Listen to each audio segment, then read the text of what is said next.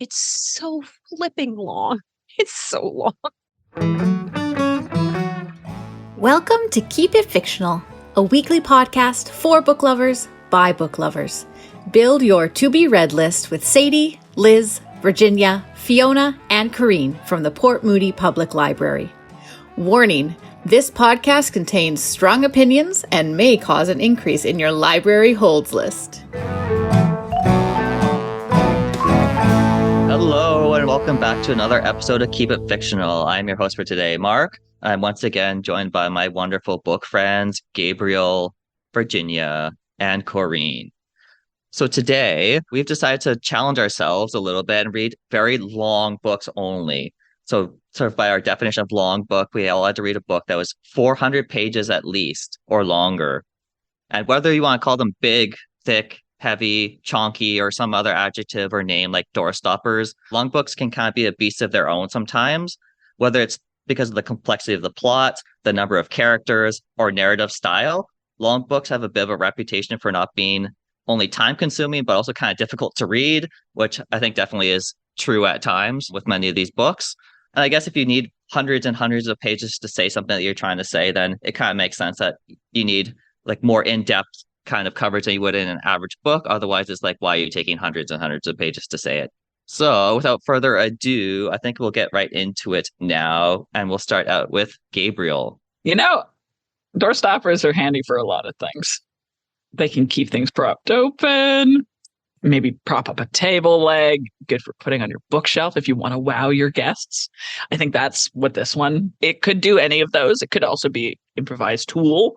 Sometimes they're even good to read. And whether or not this one is might be opinion-based. In my opinion, I think it's worth a read.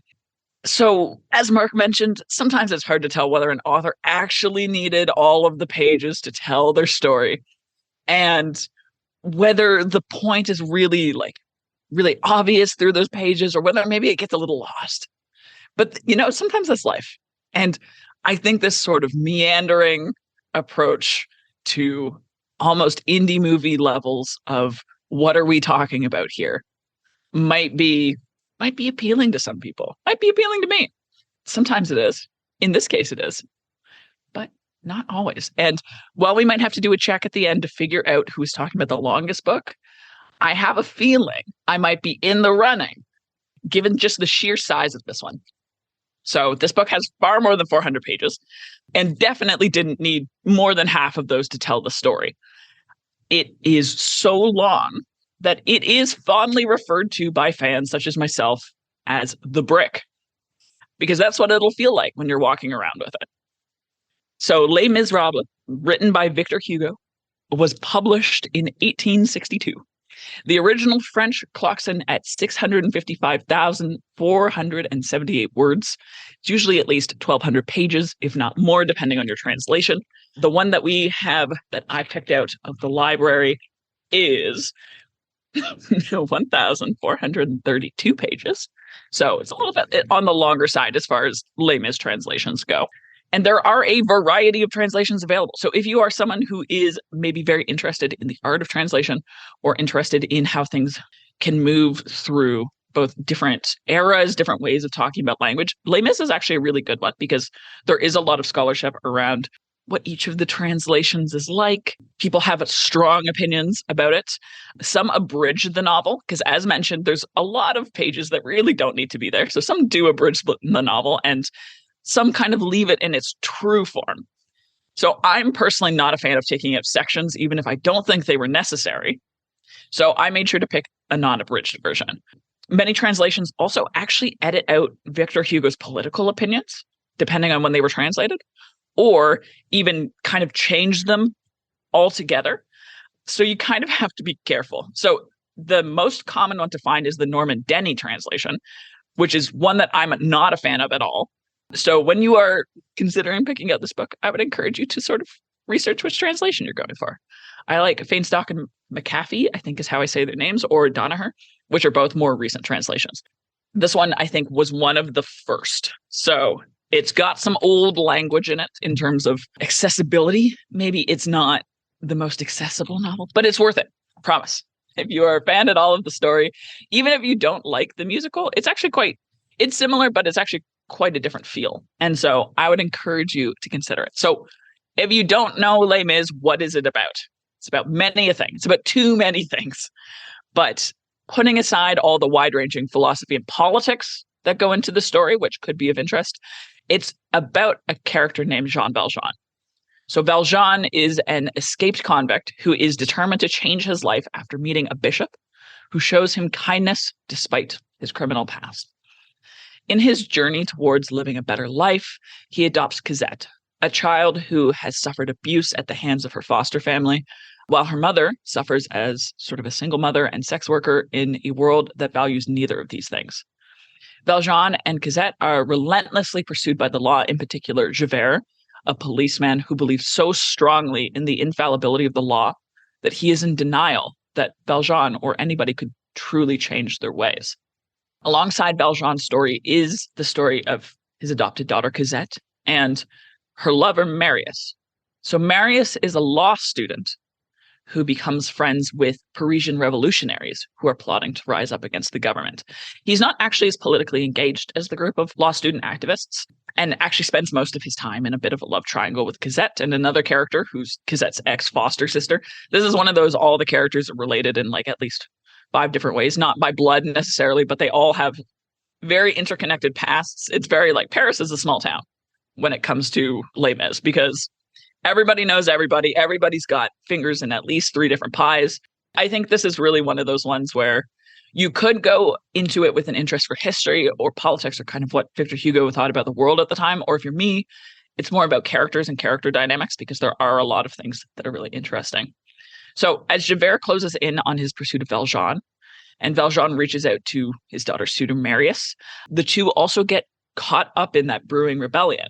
As I mentioned, there's more characters and lots of really interesting side plots, including a prison break, which didn't get picked up in any other adaptation, despite being one of my favorite parts. And it's really just a complex story, but those 2 narratives are at the heart of it. So you have these young revolutionaries who are very idealistic about what France should look like, could look like, and the ways that they interact with each other.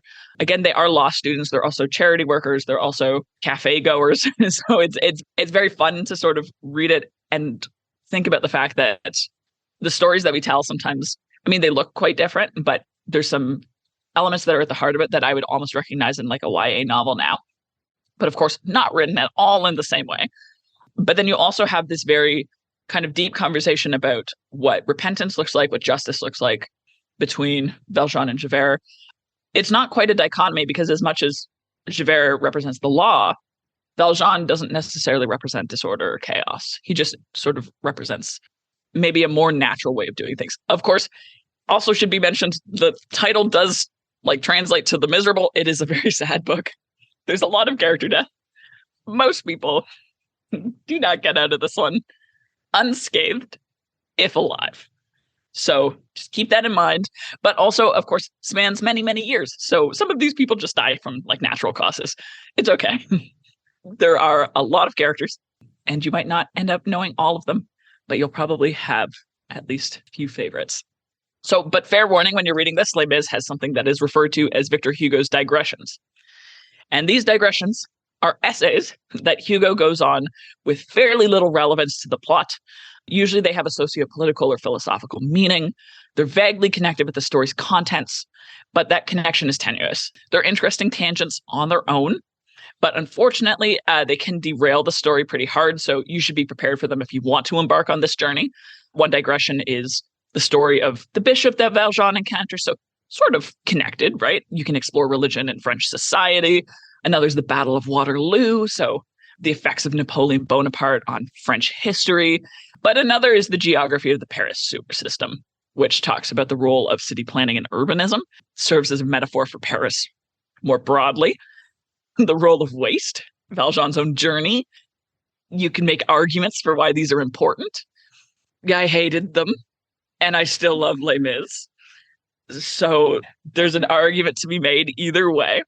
So when publishers try to abridge it, that's a lot of the stuff that they take out, or they kind of like relegate to the appendices. So if you don't come across them in whatever version you're reading, they might be in an appendix somewhere. And then you get to make that choice for yourself in a little bit of a choose your own adventure style. whether or not you actually want to engage with the Paris sewer system. I mean, it adds something to the story experience because then it makes us all feel like brothers in arms after we've had to go through it.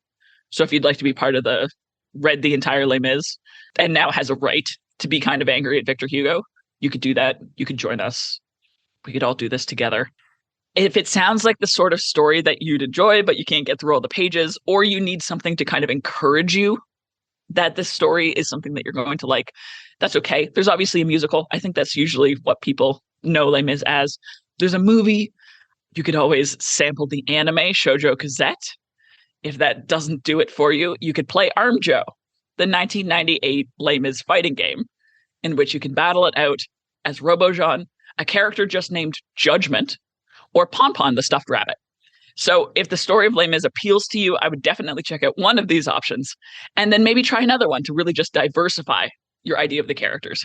So that is Les Miserables by Victor Hugo. All right. Thank you, Gabriel. It's always good to hear another angle of someone's favorite all-time books, as well as the kind of author self-insertions that you sort of find in a lot of these longer books, the characters, the socio-historical aspects of it.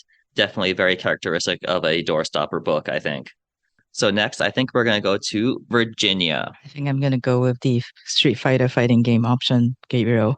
That would be my choice. So for today, I decided to choose a book that I couldn't fit into my most anticipated episode because we can only choose 5. And I knew this episode was coming and this book is long-ish. So I figure I will do this today instead. Previously, we have only had the privilege to read her short story collections, and those are the only ones that have been translated so far. But now there is a full-length novel coming in February, and I am talking about Mariana Enriquez. And of course, her short story collection, The Danger of Smoking in Bed, is the one that got me into short stories, deciding that maybe that's something that I need to give it another try. So I am very, very much looking forward to reading this full-length novel and see what she does with that. The book is Our Share of Night. Awesome cover, I think. And it is supposed to be sort of like a horror fantasy kind of novel. The story begins with a bit of a road trip between father and son. But this is not a fun road trip at all. There's nothing fun about this road trip. In fact, I'm going to say there's nothing fun about this book. That's a great start to this book chat. So Juan is taking his son Gaspar to see his in-laws to their big giant mansion because his wife Rosario and Gaspar's mother belongs to this super rich and very, very powerful family in Argentina. His wife has died and they told him it was a car accident. Juan has his doubts. He doesn't believe that that is the case, but that's what they said. And this, of course, affected both of them very, very much. His son Gaspar wakes up frequently in the morning crying because he dreamt of his mother. Juan is a dying man. He has had this chronic illness. He has many operations. All of them didn't really cure him. It just basically kind of prolonged his life. And he knows he's also not long for this world. But he will do anything and everything to protect his son Gaspar from danger. And we're not talking about this abstract kind of danger. We're talking about real danger, especially after last night when they were at the hotel and Gaspar said he saw a woman, first in the hallway and then in their hotel room. Juan tried to tell Gaspar, this woman is not real. It is kind of like an echo. It is a manifestation. And this is the way you center yourself to will this woman away. And Gaspar did it really easily. And that is what Juan fears. Gaspar has inherited his powers, his ability. And Juan is the medium. He has been found by the Order, basically this cult. And it was one of the surgeons that discovered that Juan has something different during one of the operations. And so they basically took him away from his family, telling his family that, hey, you don't have the ability to take care of your son. Let us take him and we will give him much better care. And basically they just kind of took him away from his family. He's hoping that his son Gaspar does not have any of that, but it seems like he has inherited his ability and also he is much more powerful. And that is what he's so afraid of, because if the Order finds out that Gaspar also can become a medium, which is basically a conduit that they can use to communicate with their Dark Lord, then Gasper is going to be forever and ever in their control. Because they know that one is dying, they are going to try to get Gasper to become the next medium, become the substitute. And so one has to do something to keep his son safe. And he will do anything, including hurting his son. If you know Mariana Enriquez's work, you will know that she excel at that rawness, excel at exposing that ugliness of humanity. And that is what she does really, really well. And she's not afraid of putting you into a lot of discomfort and shocking your system with these really kind of gross and disgusting, whether it's her prose or whether it's her imagery or whether it is the themes in the story. And that is what I love about her stories, because it is so raw. And Our Share of Night in this Fooling novel is also like that, but it's an unpleasant read. As I said earlier, the father that it sounds like this fatherly love that he has for his son. And he does. One does have that. But it's any sympathy that you feel towards him very frequently turns sour because he's also very emotionally and physically abusive to his son. It's really hard to find anything to like about many of these characters who are really stuck in a really impossible situation because there are much bigger powers at work that is affecting them. And even if he's doing to protect his son, it's just hard to care. So I have to say, to be honest, I procrastinate in this assignment. And so by the time I decided that this is probably a book that I would normally put down, I can't. I was at the point of no return, so I had to finish reading it. And there were many, many singular moments, just like her short story. There were many singular moments and scenes that are really, really good. And those were kind of what kept me going. They were just so imaginative, despite being really, really gross. They were just really, really vivid, and it was so good. And she's really good at that. And it's those simple moments that really sustain the book. However, as a whole novel, I just didn't find that it come together the way I want it to be. You got your first section of what I just described, where it's the father one trying to save his son from the cult. The second section was about Gasper growing up and trying to find refuge among his friends because his father was being just really horrible to him, and he doesn't understand what his father was doing. So there was that story. It ends in another traumatic kind of experience with them. And then it goes into the Rosario story, and we learn a little bit about the history of the order and how that cult came to be. And that part just didn't work for me at all. And then it kind of goes into this, at the end is when Gasper is trying to deal with all the trauma that he has in his life and trying to learn how to live with it and how to recover from it. And then it, of course, got into final showdown with the cult. And it's just all the individual bits and pieces just don't really go together. And it was really disappointing for me because I just love this author a lot. So it just didn't work. And all of this is against the backdrop of before and after the Dirty War in Argentina. So there was a lot of talk and a lot of descriptions of people being disappeared, and because they were political descendants and they were finding massive graves that has all the bodies in it and trying to identify them because people have just been disappeared. But it's also at the same time, conveniently, it was also when the order was trying to do a lot of experimentations with people to find a medium so that they can talk to their Dark Lord. So there's also the rich and the powerful and what they have control over in the whole country, in addition to what the government was doing. So there was just sort of this kind of supernatural stuff put against this historical background in the story, which it could be interesting. It just, I don't know, the story just didn't come to me together. Maybe that's why I should just stick with the short stories for this particular author at least.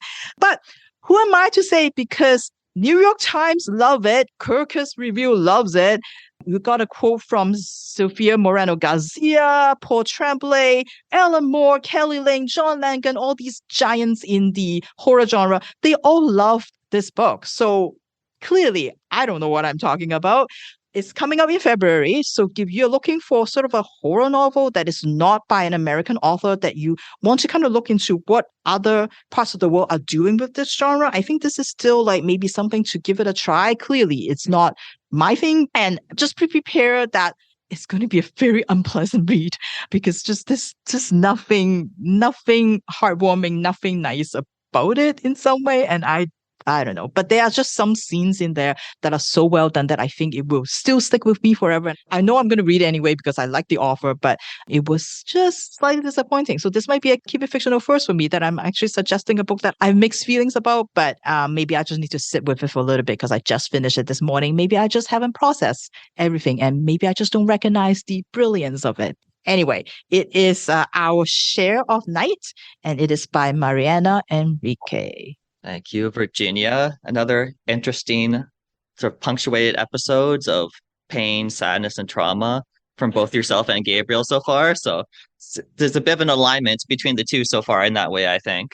We'll see if that trend continues in a little while. But first, we're going to go to our existential question for today. And the question I posed to my book friends was, what is like the largest book you have ever read or owned in terms of like page count or just like the physical dimensions of the thing? Do you have like some big giant book you can't even fit into a bag? Like, what kind of stuff do you got in your house? My friend also has a copy of Les Mis based on my recommendation, but he did his research because I told him get a better translation. And some of the better translations are also absolutely unrealistic physical dimensions in terms of physically too large to put in your backpack, just on the sort of like surface area of the book, not how dense the book is. Like, it's actually a physically large book. I think there are illustrations in the version that he got and annotations. And it's sort of like, there's already enough. And so he has been going very slowly through that book just based on the fact that it is difficult to carry around. And he kind of has to read it at home.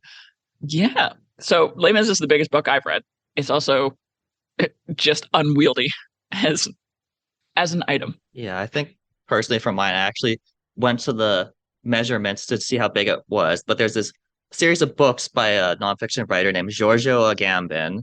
There's a large collection of many of his works into one volume, and the actual volume is something about 10 inches by 7 inches in terms of like the height and width. And then the thickness is more than 1 inch thick. And just having that book on my shelf, I saw it at a used bookstore and just decided to buy on a whim. That I have not yet got around to reading yet. It's just sitting there slowly breaking my bookcase, basically, as I await the time where I finally get around to reading it. Fair enough. I'm wearing my very special pin today, which says I like big books. And I do. I have a special place on my bookshelf where I put my giant oversized materials, because you have to really think about earthquake safety when you're arranging bookshelves that are looming directly over your bed where your prone body sleeps. I think the longest book that I probably have on my shelf, although I didn't actually take it out and see how many pages it is Brontes by Juliet Barker, as I want to say. I really should have looked up. Okay. Hold on. Yes, it is The Brontes by Juliet Barker, which is a biography deconstructing the Bronte myth. And I love the Bronte myth so much. But it is printed in insy-wincy tiny font. And the pages are almost like onion paper. So they're so thin and so translucent. And that book, like, it's thick. It's thick. Like, it's a good 2 inches just going through every minute small detail of the Bronte's life in excruciating detail, and I love it. I'm also a big fan of long books.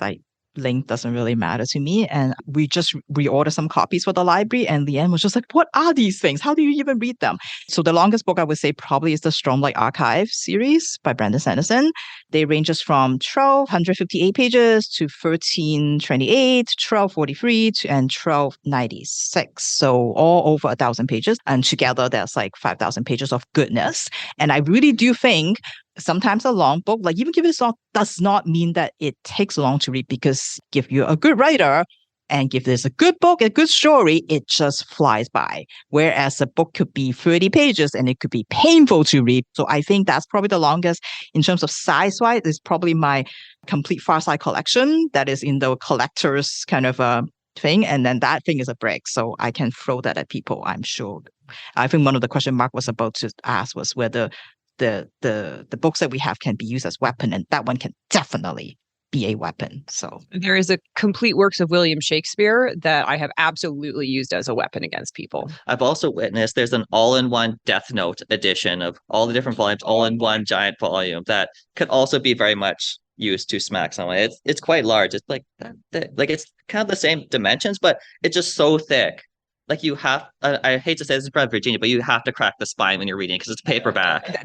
Such a thing is not physically possible. Not physically you possible. just can't hold it otherwise. Yeah, as a fan of hypertext fiction too, I think sometimes the technical like books and stories that we've read have also just never really properly been put into physical form. So I know that Homestuck rivals the Bible. I know there are physical copies of the Homestuck series, but I don't know if they can actually be put together physically in the same way, especially because just half of it is dialogue and there's not a lot of actual discussion or like descriptions of things. And so I know that the sheer word count is up there, but are they saying anything of value? 90% of the time, not, especially in Homestuck. But I don't think the actual individual books are that big. So again, it's weird when something gets taken out of one format into another because they're not technically individual books, but if you were to purchase them, they are individual books. Alrighty then. I think we'll move on to our next book then with Corrine. Yes. So in 1984, two masked men broke into the house of Izaki Glico's president's mother's house, which was adjacent to his own house. There, they tied her up, they stole the key to the president's house, and broke in and subdued his family. When Kazuhisa Izaki tried to reason with the kidnappers, offering them money or a bribe in return for sparing himself and his family, they said, "Be quiet, money is irrelevant." The two kidnappers kidnapped the president, took him to a warehouse where he was kept for 3 days before eventually escaping. When he returned unharmed, a letter was sent to the police and eventually to the media talking about what the crime they had done and who had to suffer. Thus started the affair of the monster with 21 faces, also called the Phantom with 21 Faces or the Mystery Men with 21 Faces. A crime of kidnapping, financial extortion, bribery, and poisoning that lasted from March 1984 to August 1985. This group, a shadowy organization of unknown quantity and quality, had a strange, very public extortion scheme with various candy companies in the 80s. They published letters to the media saying that they had laced $21 million worth of candy with potassium cyanide. Of course, when people read about this, they refused to buy the candy and it was quickly pulled off the shelf and destroyed, leading to a loss of $20 million and the layoff of 450 people. Suddenly, they published another letter saying that they were totally cool with this company and everything was fine, and they turned their attention to a different candy company, Moringa, saying exactly the same thing, that they had laced certain amounts of candy and released it to the public filled with poison. However, in this case, 21 packages were actually found that were laced with poison, with large labels on them saying, "Danger, do not consume."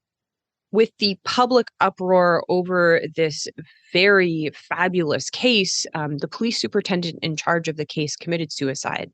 After this, the monster with 21 faces sent one last letter to the press, taunting the police and crowing over the success of their crimes. And after that, they disappeared. Now, the statute of limitations on the kidnapping and the attempted poisoning have both run out. Over 1 million police officers have worked on this case to no avail. They did manage to identify two suspects that they refer to as the Fox-Eyed Man and Videotape Man. However, no actual people have been charged with any of the crimes associated with the group, the Monster with 21 Faces. This is one of Japan's most notorious unsolved crimes and mysteries. And it is the germ of the idea that Queen of Mysteries, Kaoru Takamura, has taken and germinated into a whopper of a big book. And it's kind of cheating for me to talk about this book because in reality, it is one book that when Soho decided to publish, they divided it into 2 volumes, probably because it's so flipping long. It's so long. And if they tried to publish it in one book, it would be unreadable. Quite frankly, this book was not only difficult to read, but like difficult to hold, difficult to like physically hold. It's heavy and it's kind of weirdly printed. And again, I did want to crack the spine just so I could actually read all the letters and the words on the side. Anyways, so yes, this book, Lady Joker, was published originally in Japan in 1997. It is the first book of Kaoru Takamura's that's actually been translated into English, which is kind of a shame because she is, again, known as the Queen of Mysteries, the Queen of Crime in Japan. And this first volume was published in 2021. And it takes this idea of this group of financial extortionists and kidnappers, but in her kind of masterful hands, turns it into more of an examination of class and society and systems and outsiders in Japan that starts all the way back in 1947, where Seiji Okamura sends a rambling letter accusing the beer company Hinode of discriminating against himself and specifically 3 Burakumin employees. So the Burakumin are a stigmatized ethnic group, and he essentially accuses the company of firing them because of their background.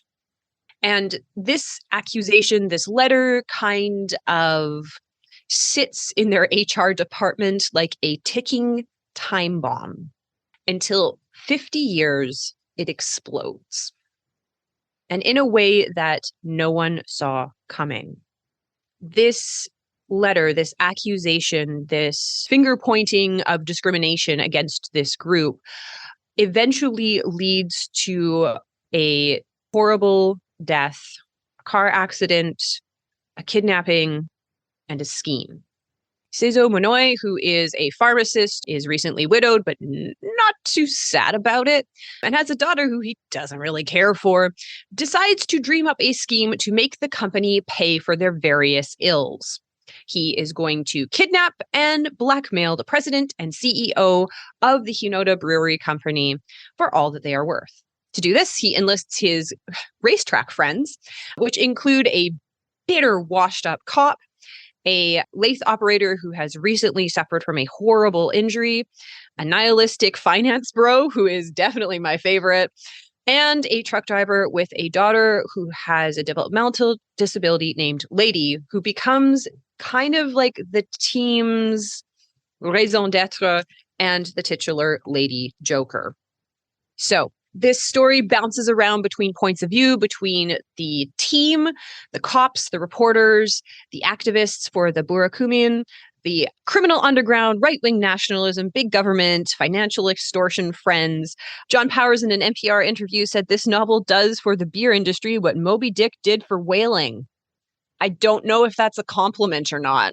The first book is kind of like setting up all of the dominoes. So we're getting to know all the players. We get to know the criminals really well. We start to get to know some of the journalists and some the president who's about to get kidnapped. It's all kind of set up like a chess game. Oh boy. You do kind of cheer for the criminals. I mean, that just seems kind of, they're not good people. No one's a good person in this. Everyone here is garbage. Everyone kind of deserves what's coming to them. But you do kind of find yourself empathizing a little bit more with them because, again, this is not just a fun crime heist book, because it isn't.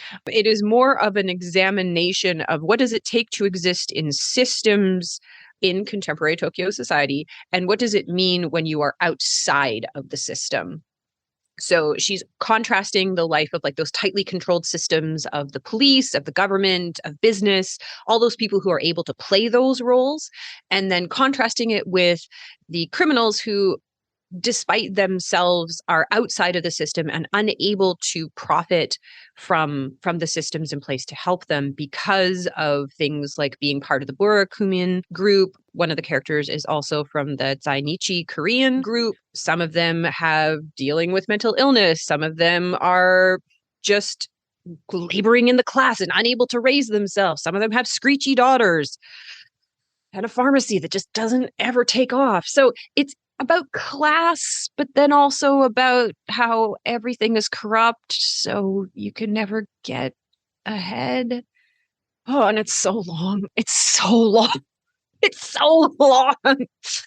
And I could see why Takamura is like really, really well respected, because there are parts of the writing where I was like kind of drawn into like her spell of being like, oh yeah, that's really interesting. And oh, we're going to talk about manufacturing post World War II and like the Coke sector. Awesome. Interesting. Well researched. But I will admit that about every 10 pages, I promptly fell asleep. It was just a lot to take in at one time. And especially if the book is going to be like in total 1,200 pages, it's like, is it really worth the struggle?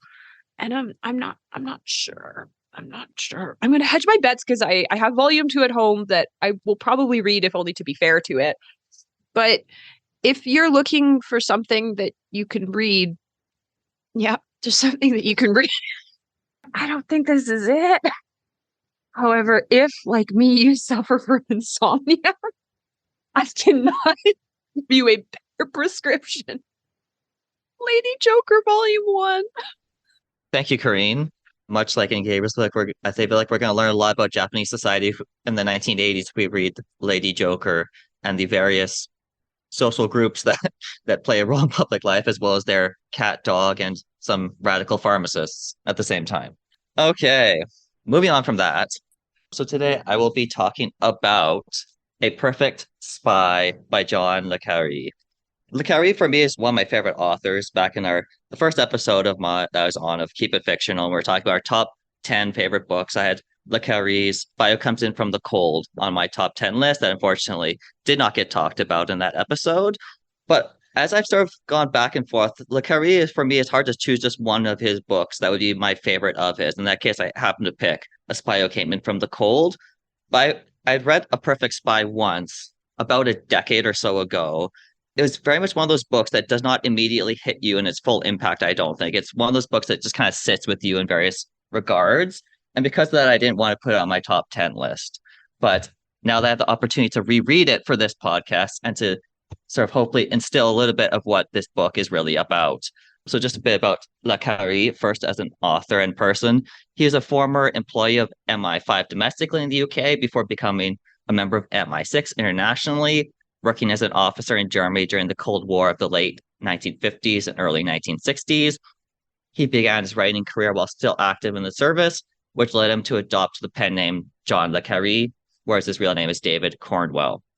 In the early 1960s, he was forced to leave the service after his identity was blown by the infamous Soviet spy Kim Philby, who le Carré has written about somewhat in his autobiographical writings.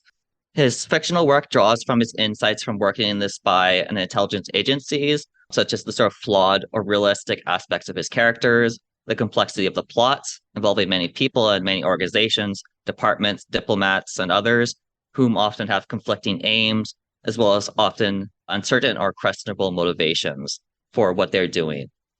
Perfect Spy may be, more than any other of his fictional books, le Carré's most autobiographical, or the one that draws most on his personal life to demonstrate the kinds of experiences, ideas, and influences that lead someone towards and away from life in espionage.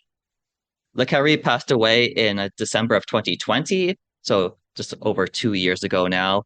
But just recently, in the end of 2022, a collection of his personal correspondence was published, which also reveals a lot of his history, interests, and other aspects of his life as a writer and intelligence agent that gives another close-up personal look at his life. So even after his passing, he's definitely still a very influential and important writer in the British spy novel tradition, perhaps to many the most sort of quote-unquote literary of the different spy novelists.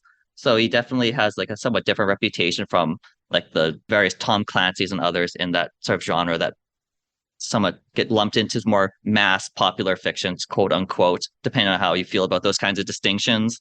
But anyways, in A Perfect Spy, we are introduced to Magnus Pym, head of intelligence operations for the British in Vienna, Austria, and formerly an agent in the Czech Republic.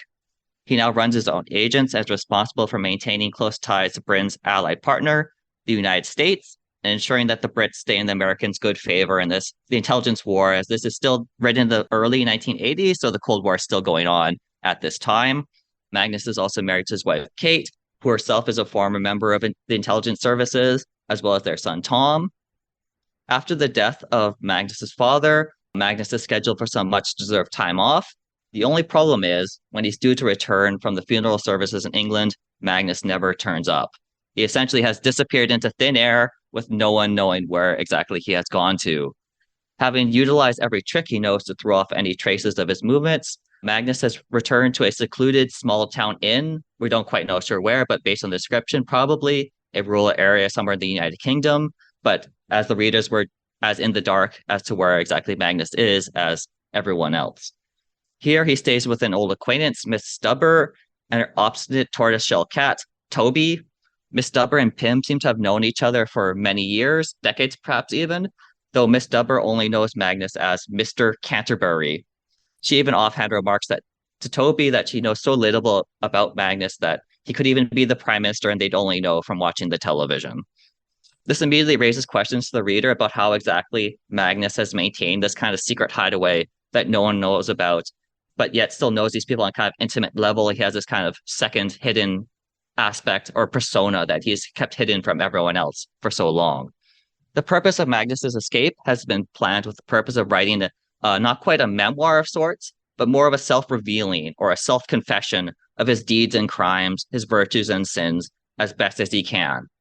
Since Magnus has grown weary of his life, has been maintaining so many secrets and deceptions, has sort of wrought in his kind of inner life, his inner turmoil that he can't reveal to anyone because of all the various shards and aspects of it that are related to his secret life, his home life, and all these different things that he can't share with any one person. It's kind of led to this feeling inside that he has to sort of lay it all bare, to lay all these truths and secrets of his childhood, first beginning with his family life, run by his con artist father, who, by the way, le Carré had his own father was a infamous con artist as well.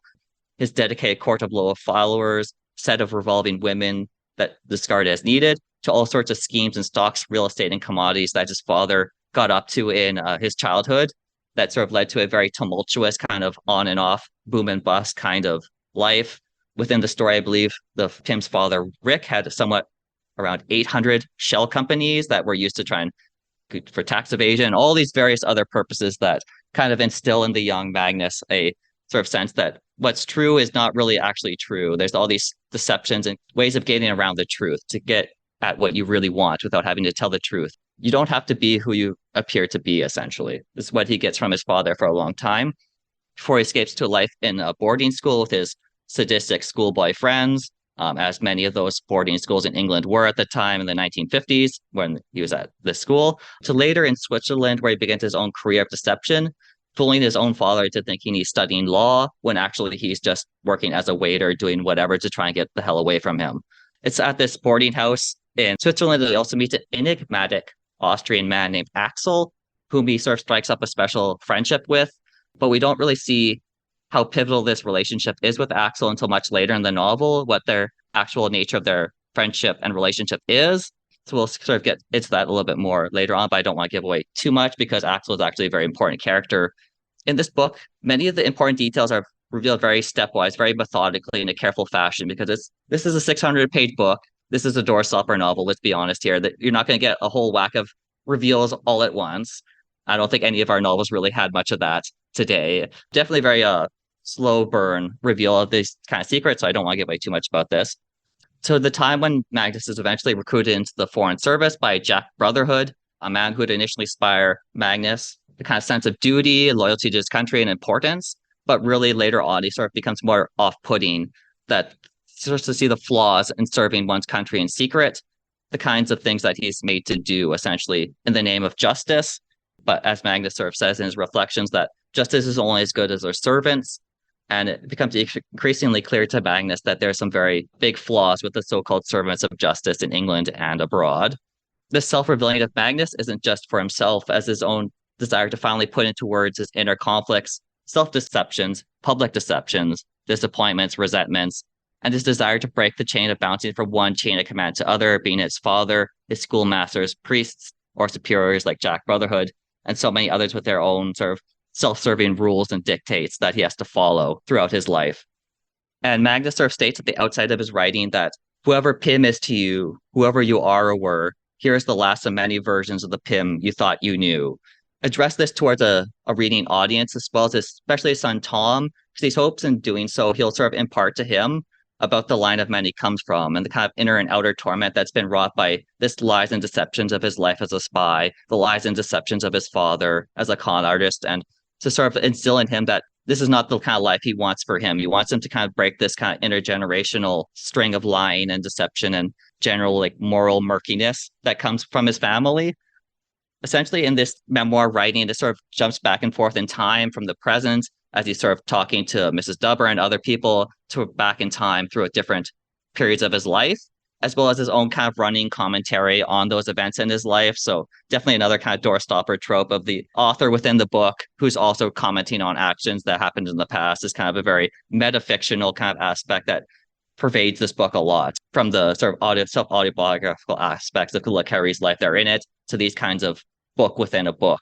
Meanwhile, back in England, there's of course Mary, Magnus's wife, who's sort of grappling with many questions and issues that are going on. It's like, where could Magnus have gone? Why? And how is she supposed to handle Jack Brotherhood and the rest of the British service, turning her life upside down in a both figurative and very literal sense, like turning up the whole property, like rummaging through all their stuff, scrutinizing any moment, any object, and any thought that might indicate whether herself or Magnus may have betrayed England to the foreign enemies, be it the Soviets, the Czechs, whoever else. Very much themselves trying to do their own investigation to seek the sort of quote unquote truth, you could call it, or the facts of the case, whatever you want to call it. So there's also this kind of like very investigative aspect of Pym's own sort of self-investigation, as well as the British services like outwardly kind of worldly kind of investigation of what's going on.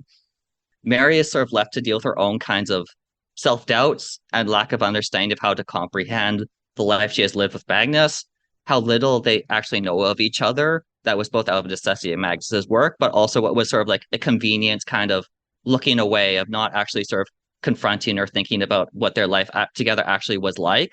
Was it actually as rosy as she thought it was, or was it actually just a facade that kind of was put up as a defensive kind of mechanism, as a way, so to speak? With each of the different chapters, it also shifts in perspective. There's kind of like a kaleidoscopic effect of the different characters see different aspects of Magnus's life from different angles, different combinations, to try and sort of piece together who this person actually was, what's his life and personality actually like. So I sort of mentioned in the chapters that are from Magnus's perspective, kind of shift between the present and the past. There's Mary's perspective on the shattered present, and Jack Brotherhood as well gets his own chapters, as well as his team of specialists from the Foreign Office who are trying to track down Magnus and keep up a happy facade in front of his American counterparts about the sudden disappearance of this high-ranking official and their increasingly sort of flimsy claim that he's in grieving for his dead father and can't be summoned back to work to deal with the Americans, more or less. If you like a deep and intimate look at a coming-of-age kind of story and into in-depth psychological portrait of characters, or interested in a densely plotted story full of twists and surprises, or just want to read the most intricate work by the great late author John le Carré, then you may also like A Perfect Spy. Alrighty, thank you everyone. Hopefully it wasn't too big of a pain either in your mind or your wrist or hand to read these Doorstopper books. And I hope your listeners also found something that you are interested in as well. Just dedicate your well-earned time off to enjoy. So that's all for us today. I'd like to thank again Gabriel, Corrine, and Virginia, and we will see you again next time. Bye. Thank you for listening. If you like our show, please tell a fellow book lover about it. You can find a list of all the books we discussed in our show notes. Join us next week for another fun book chat. Until then, keep it fictional.